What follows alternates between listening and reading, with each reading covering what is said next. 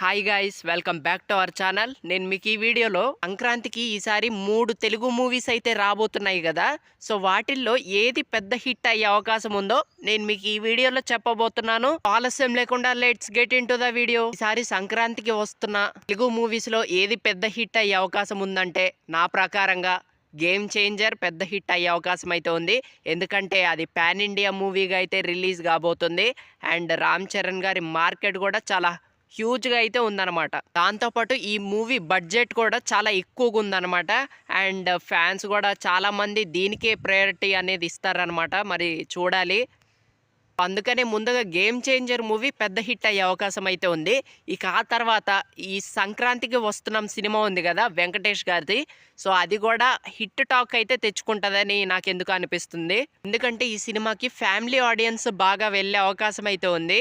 So అందుకే ఈ movie కొంచెం హిట్ టాక్ వచ్చే అవకాశం అయితే ఉంది ఈ మూవీకి. ఇక ఆ తర్వాత బాలకృష్ణ గారి డాకు మహారాజ్ మూవీ అనమాట. సో నేను ఈ మూవీ గురించి ఏం చెప్తున్నానంటే, బాలకృష్ణ గారి మాస్ అందరికీ కనెక్ట్ అయితే మాత్రం ఈ సినిమా బ్లాక్ బస్టర్ హిట్ అవుద్ది. ఒకవేళ కనెక్ట్ అవ్వకపోతే మాత్రం సో చెప్పలేము. యావరేజ్ టాక్తో వెళ్ళొచ్చు అనమాట. సో అదనమాట. అండ్ నా ప్రకారంగా గేమ్ చేంజర్ పెద్ద హిట్ కొట్టే అవకాశం అయితే ఉంటుంది.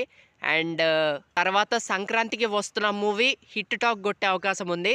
అండ్ బాలకృష్ణ గారి డాకు మహారాజ్ మూవీ అయితే సో చెప్పాను కదా, మూవీ బాగా మంచి టాక్ వస్తే మాత్రం బ్లాక్ బస్టర్ హిట్.